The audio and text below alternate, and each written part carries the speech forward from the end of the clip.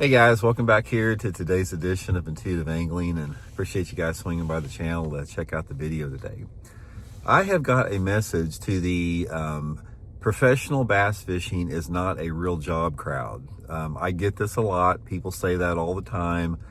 They do not know what they're talking about. They haven't a clue what they're talking about, and I'm going to set them straight in today's video here, and definitely looking forward to getting your guys' comments as well here. Also, guys, thank you very much out there. You guys hear me talking about this every day. Big thank you to everybody out there that's taking time to hit that subscribe button here at Intuitive Angling. Use all the links I put in my channel description, guys. If there's one thing you want to do to help Intuitive Angling stay on YouTube, just go into my description. Every video, I got a bunch of links in there that you guys can support the channel, like getting your tackle through my tackle warehouse link and all that. Appreciate everybody that's done that. Big thank you for me and my family there. Okay, guys, I'm finally fed up with this. I've heard this one too many times. I've been hearing it a lot. One of the things that I do on the channel here is, I try to give a diversity of stuff. Man, I'm all over the place. You guys that follow me. And one of the things I do is I try to give everybody an insight to what it's like in the whole world of professional fishing, tournament fishing, and, I'm hard on the industry, and I give my opinions on it. And one of the most common responses that I get anytime that I'm critical of fishing or professional fishing, or if I'm critical of the industry in general, inevitably I get a bunch of guys out there that say, get a real job, Randy. Bass fishing's not a real job. You don't know what it's like to work. If you work 30 years hard labor like me, you'd understand what a work is. Guys, these guys have no freaking clue what they're talking about. They've never done it. They don't know what it is. It's all speculation. They have this myth in their mind that professional bass fishing on the tour level is just some gravy train, fun, nothing but fun. You're getting to fish all the time, all that type of deal. So let's set the rules straight, or set the situation straight. And I'm going to explain to these dudes that think they know what they're talking about, that don't know what they're talking about, what the reality of the situation is. Now, when I'm talking about being a professional bass fisherman, I'm not talking about fishing some regional circuit or some no-name offshoot circuit or some local circuit. I'm talking about the tour level event, especially the tour level event prior to the cheater box, because prior to the cheater box, you had to be a real fisherman and you had to earn your way there. You didn't have your way, you weren't paved to success by artificial technology. I'm talking about real bass anglers prior to forward-facing sonar, because I've said it before and I'll say it again. In my opinion, any success that has been gained through forward-facing sonar is illegitimate. That's the way I feel. I always feel like that.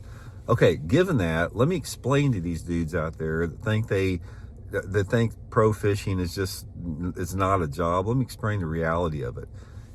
When you're on the tour level event, and when I'm talking about the hardcore tour level, I'm talking about the old Bassmaster Top 100s, the Bassmaster Top 150, and the FLW Tour back when it first started. Those are the three examples I'm giving, all prior to the cheater box.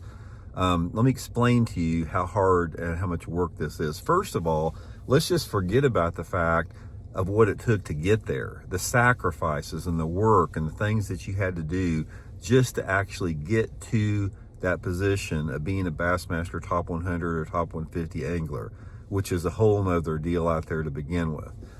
And I'm explaining to you guys how much work this is once you get there. And first of all, a lot of you guys that say, Randy, get a job. I've had jobs. I worked an assembly line for 3 years on a night shift and went to school full time to save up for my first bass boat. I did nothing but bust tables and wash cars and mow grass for a decade, so I'd have enough money to fish, 1 year on the Bassmaster circuit back in the 80s. I know what it is to work a, quote, traditional job. But given that, since I do know that, and since I have done that, I can tell you that professional bass fishing is as difficult and as much work as anything. I don't care if you're a lineman or if you're, whatever your position is. Every job has things that are difficult within it that you can't compare to other jobs. It does not mean it's not a real job. Here's the reality of the situation once you get as a professional angler. First of all you dudes out there that have, quote, hard jobs that you worked for 30 years, you had a guaranteed paycheck, number one. You were guaranteed that you're going to get compensated for the work you do. First thing you have to remember in professional fishing, guys, is you don't have that. There's no guarantee that you're going to get paid. You could work an 80-hour work week, which I'll explain here in a second, and pay to go to work. You're going to have to pay to go to work, and you're going to work 80 hours from freaking 4 o'clock in the morning until 11 o'clock at night, and you may not get paid. That right there, the stressor of that, if you have bills to pay and responsibilities at home, just the stress of that one thing alone, most people that have a, quote, traditional job do not understand what that stress is. So let's get that clear. The next thing about it is, okay, let's say you've got there, you've spent a decade actually getting to the top level. This is what a typical work year looks like. You're gone from home 150 days a year. Number one, you're away from your friends and your family, everything, 150 days of the year. Prior to actually getting to the tournament, that you got a tremendous amount of logistics that you have to handle and get in line before you even get there. Once you do get there, a lot of times you're driving across country, 1,500 or 1,200 miles one way across the country, everything that goes along with that. When you get to the tournament, you are actually there. Sometimes most of the time you're up 3:30 at 4 o'clock in the morning.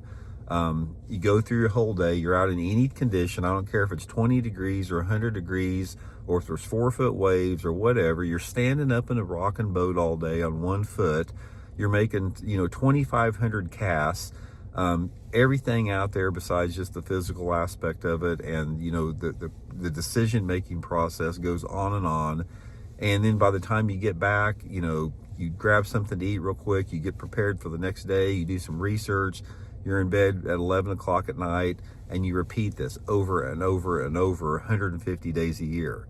Now, the thing about that is when you're actually out there, you are enjoying what you're doing, which there's nothing wrong with that. Does not mean that it's not work. So when you're competing in these tournaments, it's like the amount of pressure and stress that somebody has that is not financially independent. If you have never been there and done that, you have no idea the stress that is, because you may be in a position where if you don't get a check or if you don't finish a certain position in the tournament or in the season, you're going to lose your primary sponsor. Or if you do have a sponsor, and then your future's in jeopardy, the next year. This happens year after year after year.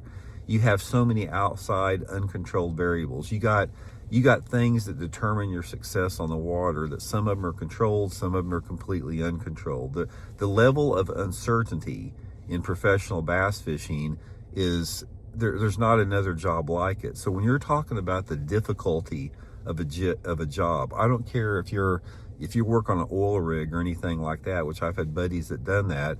There's a physical element to that particular job, but there's also a physical element of making a 40-mile run in 4-foot waves.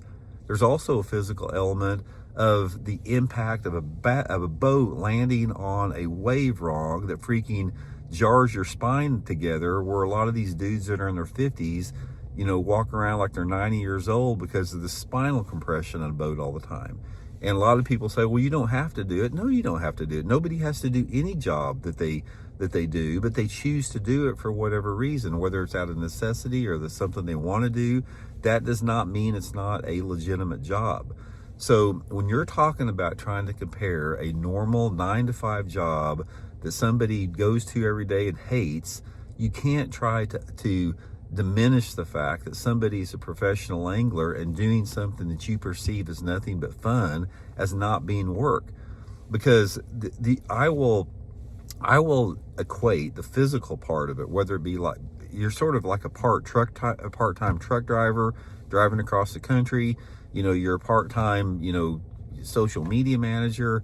You got so many different, job descriptions that you have to do. But the main thing about it, which a lot of people don't understand how difficult it is the stress and the uncertainty that comes along with fishing, because there's no guarantees whatsoever.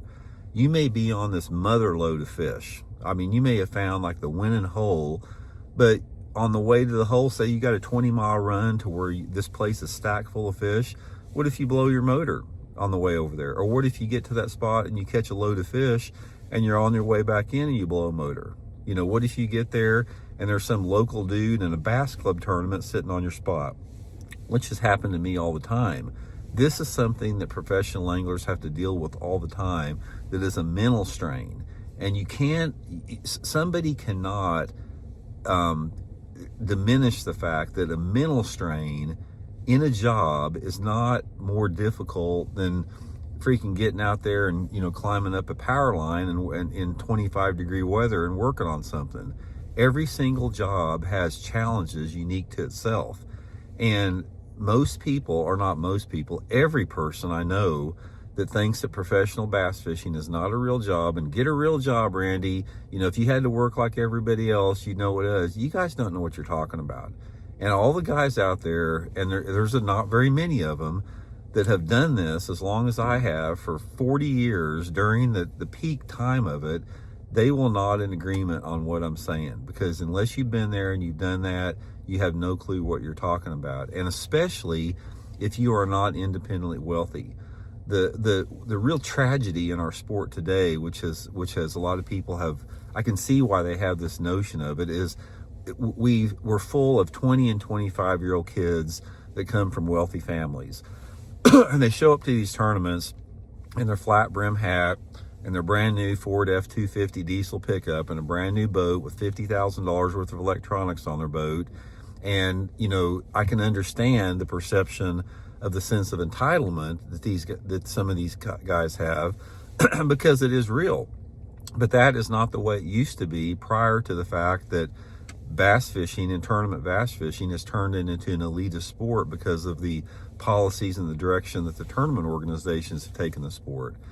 But what I want to say, it's like, you know, I mean, for somebody to say that professional bass fishing is not a real job, they just don't know what they're talking about. And like I said, talk to anybody from my generation that did it when, you know, it was truly legitimate sport. Every one of them is going to tell you the same thing. So just wanted to clarify that, guys. Hope you're well. Talk later.